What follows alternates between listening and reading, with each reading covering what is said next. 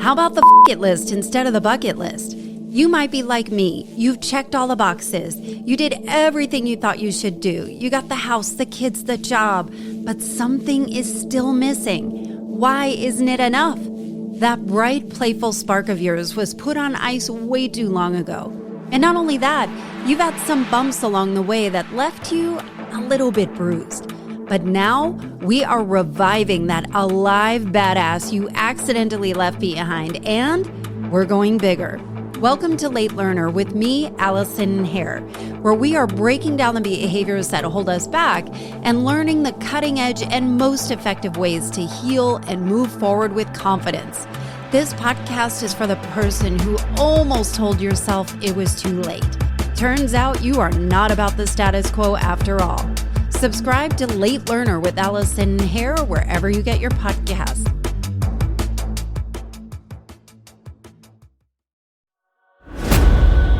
Here it is. Isn't she a beaut? Boy, has this been a long time coming.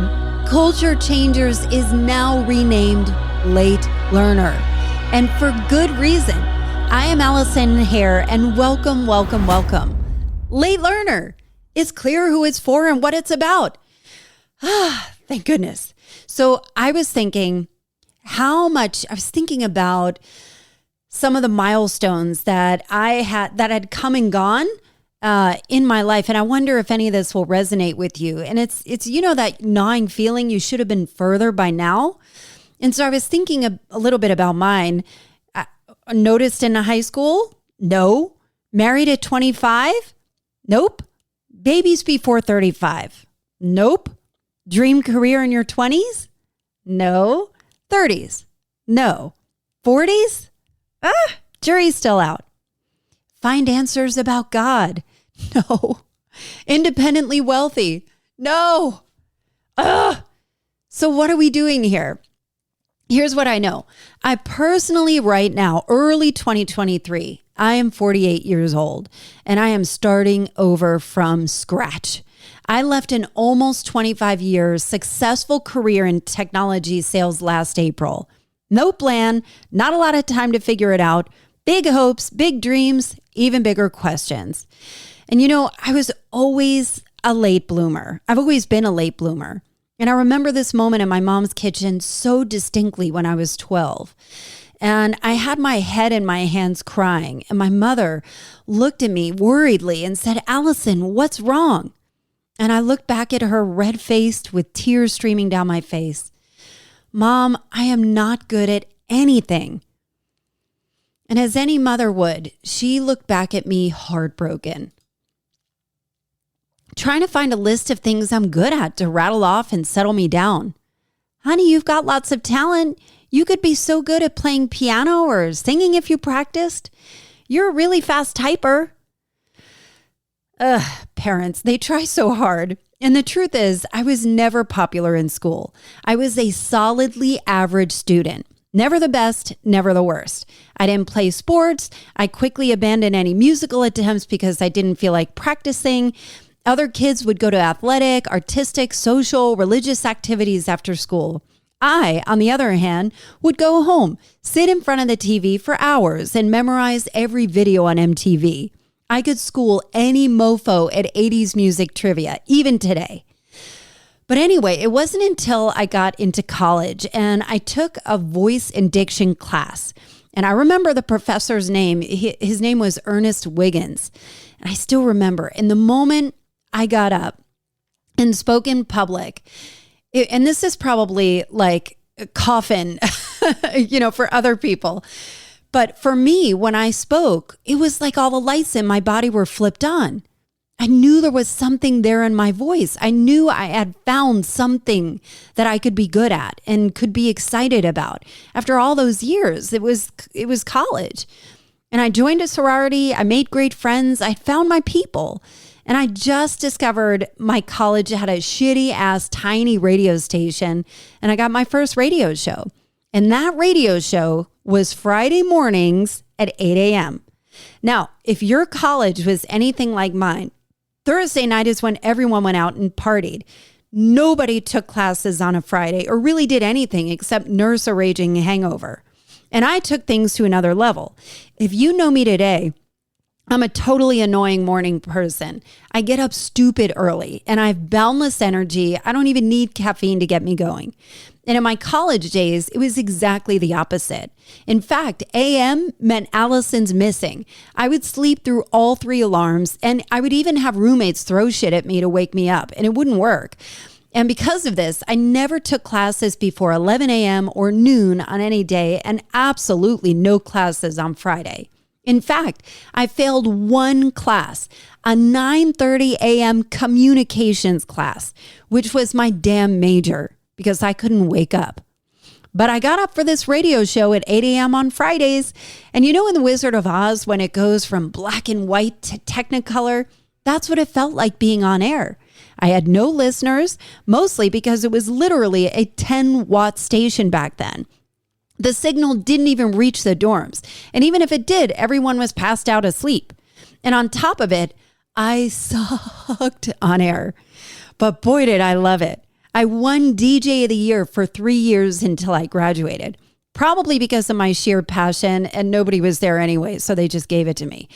But I guess you could always say I was a late learner. I got myself into $45,000 worth of debt in my late 20s. I worked my ass off to get rid of it. I didn't meet my husband until I was 34 after some very painful dating lessons before him. We were married at 37, kids at 38 and 40 through IVF. And, everything was a little bit later than a lot of my friends, and lots of teenage girls have issues with disordered eating.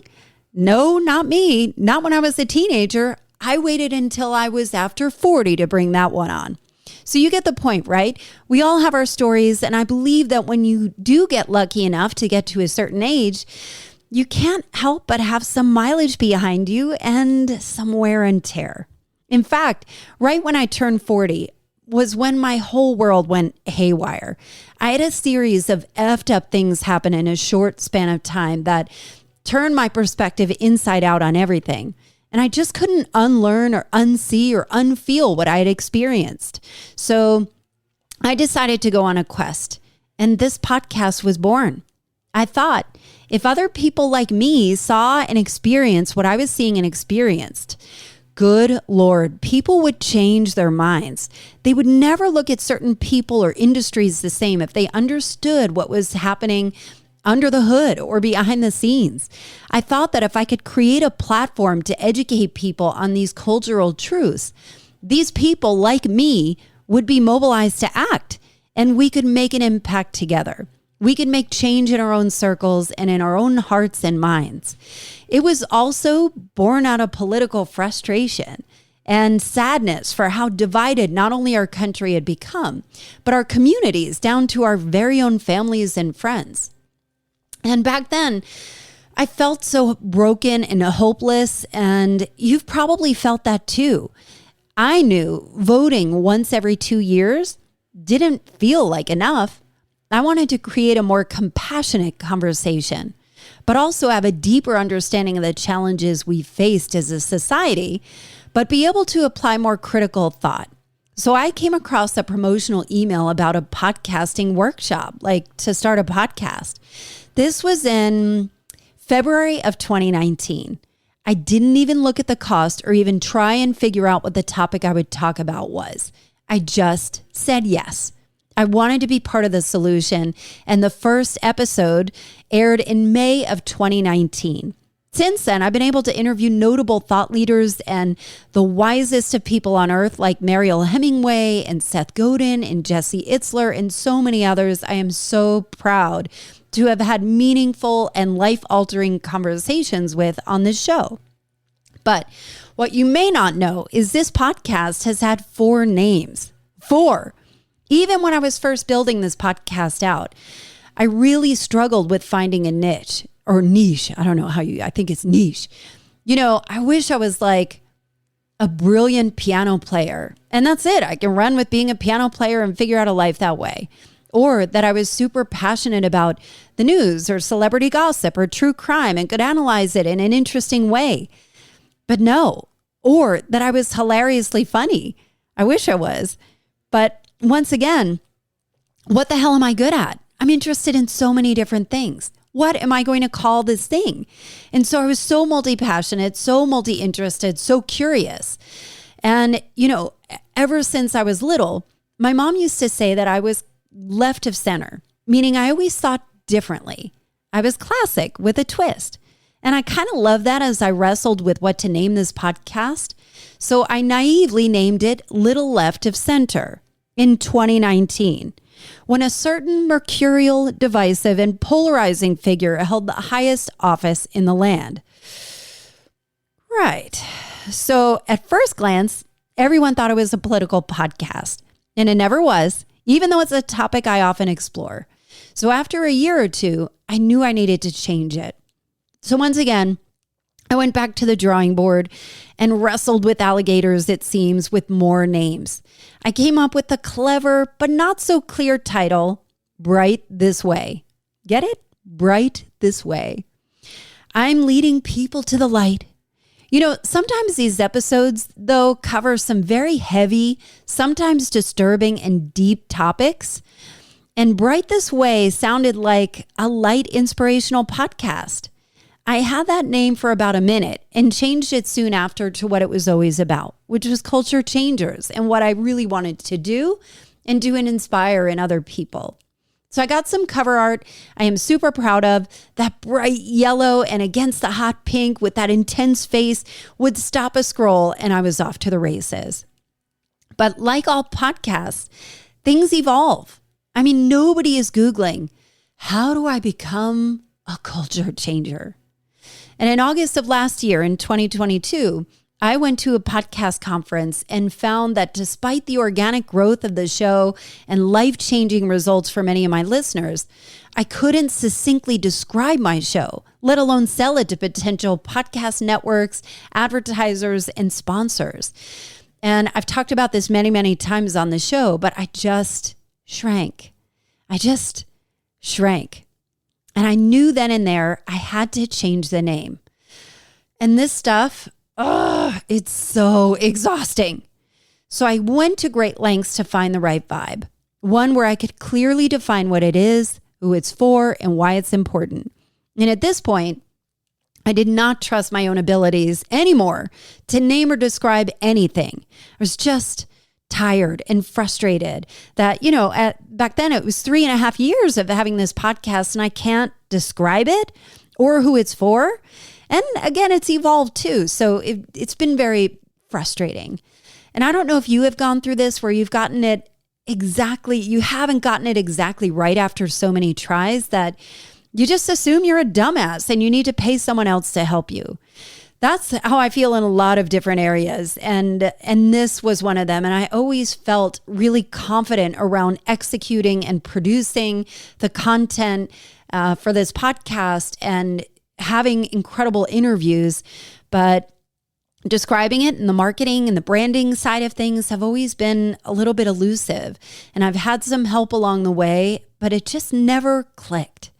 So I knew I wanted it to be, the new name to be clear, not cheesy, not corny, not jargony, not too woo, not boring, and to have a little edge. I always want things to be very provocative and something that is clear. So I love that edge. And so it was really hard to find that. So I hired branding experts. I talked to countless brand strategists. I talked to word nerds, marketing whizzes, shamans, did psychedelic assisted therapy. I'm not kidding you. Actual therapy. Opened up a listener contest to rename the show. I just kept coming up more and more frustrated. As all of this is going on, I feel like the new name and direction were the keys to having me define a new business model now that I have left my corporate job and figure out, how do I make money going forward? How do I be a force for good?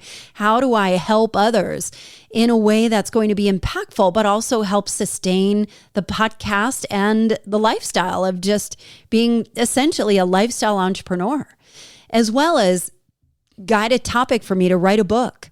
So I could book myself easier on other shows and do a PR campaign. So I really put a lot of pressure on this name, on this one thing.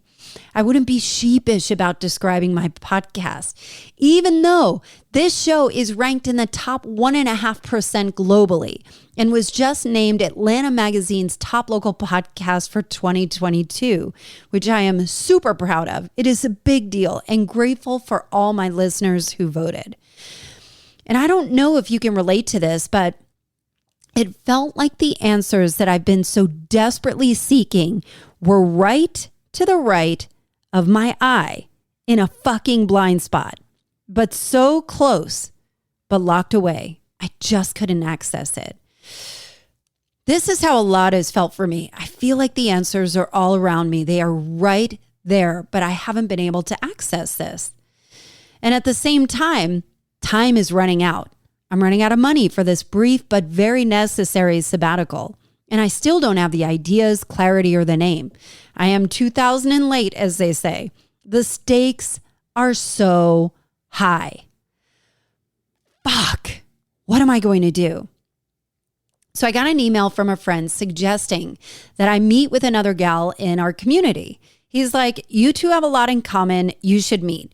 So I took a Zoom meeting with her, and she is freaking awesome. If we lived in the same town, we would hang out constantly. She's so cool and interesting. And as I was telling her about the struggles for the new podcast name, she said, I've got the perfect person you should talk to about this. I bet she could help. She's an intuitive brand expert. She's an intuitive what? An intuitive brand expert. Well, here's something to know about me. You put the word intuitive in front of anything, and I'm buying it. Turns out I've got a lot more woo in me than I like to admit, but it's true. So I had a free 20-minute call with the intuitive brand expert, and she nailed this new name in 2 minutes flat. Late learner. Oh my God, it's exactly right. I was on a high for days. And if you pictured how I was, picture Julie Andrews spinning on top of a Swiss mountain. That was me, late learner. Me, I am intensely curious. And I wonder, would you consider yourself a curious person? I bet you are, actually. You probably wouldn't be listening to this show if you weren't curious. And I remember reading a study many, many years ago in Psychology Today. Do you remember that magazine? Wait, do you remember any magazines? Anyway, the study said that people who were curious were far more likely to lead happier lives. And the reason why, conversely, is if you think about the opposite of curious, know-it-alls, they already have the answers. Then they are likely to experience more disappointment in life. So if you already have the answers, then life becomes way more disappointing. But if you're curious and kind of open-minded, then you can invite a lot of wonder into your life. You can invite a lot of magic into your life, which is so cool, right? It's actually something I urgently and frequently teach my kids and praise them for their curiosity and asking questions, and that it will always lead to more learning and critical thought by asking more questions. But let's talk about what this show is about and what it can do for you. First of all, if you always take the approach of learning, continuously learning, you will always grow and never be stagnant or complacent. Let me say that again. If you always take the approach of learning, continuously learning, you will always grow and never be stagnant or complacent. I love that. So what can we learn together? Well, for one, I think it's important to try new things. And if you're the kind of person that has all of these ideas, but you're really bogged down with an overpacked schedule, or you're just freaking tired, but you struggle with trying them out or execution, maybe you're slow to change, or you tell yourself, it's too late. I don't have time for that. I wish I could, but I can start things, but I just never finish. Or I don't know where to start, or I want to do it with someone, or trying new things you desire just seems overwhelming. But you still have that gnawing feeling inside that you want more fulfillment. this is the place for you. And the reason why I say this is because I have said all of those things. I have been slow to change. I'm a little more fearless on certain things, but I struggle sometimes with being overwhelmed. I struggle sometimes with where do I even begin? I struggle sometimes with the thought of what if it's going to suck or it's already been done before, or I don't know how I could even carve out an extra minute. And there's a lot of mental wellness that is kind of wrapped in all of these thoughts that we have. And that's where I really want to untangle it. So as I was explaining to you before about how frustrated I've been trying to find the name of this and like hiring all of these people, what's interesting is that even with the psychedelic assisted therapy, with the intuitive branding expert, with every person that knows me, loves me, and understands me, every single one of them has said, you already know the answers. You already know. You don't need to look externally. And what I think is interesting about this, and I'll share this kind of to tell you. So I'm releasing this on a Thursday, January 5th. And on Tuesday, January 3rd, 2 days prior to the release of this podcast, I had an appointment with that intuitive branding expert to go over the podcast description, the cover art, the podcast trailer, all of the assets, all of the new assets to kind of help walk me through. And I was like, oh, thank God this woman gets me. I can't wait. And so it feels like a really tight turnaround, and it is. And I, kind of waited, she took some time over the holidays as she should. And, I had the name and I'm kind of bubbling with it. And I get an email the night before, Monday, January 2nd. I'm so sorry. I need to reschedule our meeting. I have been sick with bronchitis. And I'm like, all right, okay. This is me being called to do this myself. This is me being called to say, I can do this. I already have the answers. And so I cleared the calendar. I have taken the morning and, over the weeks, I've actually taken some time. I went to this Korean spa. I often talk about this Korean spa in Georgia. It is not a happy ending place, but it is a traditional Korean spa, which has these 7 different mineral rooms where they're like heated rooms and they're jeweled and charcoal and jade and silver and gold and salt rooms and things to kind of help you relax. And so I often go there, sometimes to relax, always to relax. But I found that I go there for creativity, and I'll go with a blank notepad and sometimes a book that I'm reading, and I leave my phone in the locker and I just write. And so I've done it. I actually wrote a TV show pilot idea last year. That was something that I tried, was not the right fit. And this time I'm like, I'm just going to write. I'm just going to write. And it's an exercise that I got out of that habit of. I love to write. I write a blog every week. And many of you get that blog delivered to you via email every week. And I never have a problem with it. I always write. But a lot of times I write only to publish. So I do write in a journal every morning, but I write to publish. And what I got out of the habit of was writing to suck, writing to just suck. And what I mean by that, I've had Seth Godin on my podcast before. And if you're a fan of Seth Godin or a student of his work, you'll know that he says often there is no such thing as writer's block. There is only people who are scared it's going to be bad.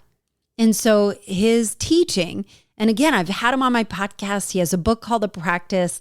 And the whole concept is it doesn't matter if it's good or not. Just write the crappiest, shittiest stuff. Just get it out. And the practice is doing it over and over and over again. And that the more you write, the more bad stuff you write, the more nuggets of gold are going to come out. And so I took that approach, took a day and just wrote. Most of it is crap. There are some things that went through, but it was such a great exercise and a reminder to me And to you as well, that you do have the power. And it's the same thing, like we're in the beginning of January and, you expect to lose all the weight or whatever it is, fit into the jeans, or eat healthy and not have those cravings anymore for the chocolate or whatever it is. But it is a practice, and it's something that little by little, you can suck at it. You can wake up tomorrow and do something differently. And so that's kind of the approach that I've taken here. And we'll see. I mean, this comes out. I'm hoping that all the assets are going to be done. Again, I'm recording this on Tuesday, January 3rd. I already kind of outlined what I was going to say for this first episode a few days ago. And I'm feeling really optimistic about it and hopeful that you can kind of, I have taken an approach of this podcast to not only document my journey of entrepreneurship, really, like leaving the corporate world, unprogramming all of the decades of stuff, from society, from, what feels right in my body and what doesn't feel right. What is an action for good and what is an action for selfishness, and kind of asking those questions. And that's where this podcast is really going to be directed. And I hope that's of interest to you. So I'm going to help teach some of the things that I'm learning, but also we can learn this stuff together. So like I said, it's important, like I'm going to help you get off your ass. I'm going to help you with it. And I've struggled with all of this stuff, of just not being motivated. And as often as you can, and whatever might pique your interest, it's always worth asking the question, what would be possible if? So if you think about all of the things that you might be interested in, maybe you think you've got an aptitude for it. Maybe you used to paint or draw or pencil sketch when you were younger or play music. What would be possible if you picked it up again? What could be possible if you started knitting and, had some kind of fun activity that would just use your hands and your brain in a different way that you're normally using it? And if you're interested in putting this into action right away, I am doing a free challenge on doing new things every day in the month of January. So I put together some very unique but consumable ideas for you. I put together 31 ideas or suggestions. You can do whatever you want with it, but it's a good option. And I have it not just doing adventures, but some of it is like helping with some of the behaviors as well. So maybe it is replacement behavior. Like for instance, I kept yelling at my kids yesterday about being on the screens. Of course, had my phone in my hand while I was yelling at them. But I hate that. And so I was kind of playing around with the thought of replacement responses of how can I respond to this better than, yelling at them and kind of talking through it. So if you are interested in joining this challenge, it's called the New Year Challenge. You can join it at AllisonHare.com/new and get on this with me. Yes, I did say new twice. AllisonHare.com/new. And if you have followed me sometime, you'll know that I've been known to take some fearless approaches when it comes to self-development and growth. And now I can add career to that list too. So remember when I told you about that voice and diction class in college, when I had finally found what I was good at? It was learning that I had a voice and that voice mattered. Well, I remember being in Toastmasters and I must have been in my late 20s. And I remember doing a speech that I named How to Be Indispensable in a Disposable World. I'll say that again. How to Be Indispensable in a Disposable World. And the answer was legacy. What kind of mark can you leave where you leave better than you came? And somehow, and I know, many of you, most of you, if you're listening this far, you probably are seeking purpose or how you can inspire purpose in others or bring out your own purpose. And that's kind of where this podcast lives. And when this happened, when I did this Toastmaster speech when I was like 29 or whatever, somehow this implanted a relentless drive to figure out if my gift is my voice, how do I use it as a force for good? And what kind of legacy can I leave? But here's the rub. I have always been ruled by money. And this is going to sound a little crazy. I grew up in a very affluent town. We were on the more modest side of that town, but at one point, my dad's businesses tanked and the money and my parents' marriage and the house were all gone. And I had vowed that I would never make the same mistakes. My mother implored me and my sisters over and over and over again. Never rely on a man for your money. Always make your own. Because this was a choice my mom didn't make, and she suffered until the day she died. And I bet you can see where those money wounds and where they came from. In me, you might even have a similar story. I'd be interested to hear yours if it's resonating with you. So every time I could choose doing something with my voice, like becoming a radio DJ, which was all I ever wanted to do once I got out of college, or being an on-air anchor or a writer, I chose the opposite direction. I chose money over creative passions that I loved. And I always pursued these outlets on the side off and on for years, and always just put all this content out there for free. And I guess somewhere in my head, I thought about, what if I could put all these creative efforts out there and build something on the side, and then it takes off and I can leave and, step off one platform and step onto another. But that gnawing feeling just kept getting louder and louder. My husband and my kids, financially, we were in the black and we were doing just fine. But I was becoming more and more miserable, but quietly. In fact, I would never admit it to anyone that I didn't like what I was doing or that I didn't feel like I belonged there, let alone myself. I tried so hard to make the corporate life work, and I did really well for a long time there.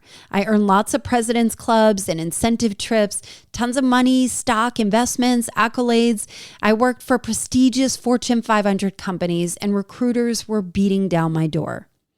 But as time went on and this dissonance, this cognitive dissonance became more and more pronounced, it became harder and harder to win.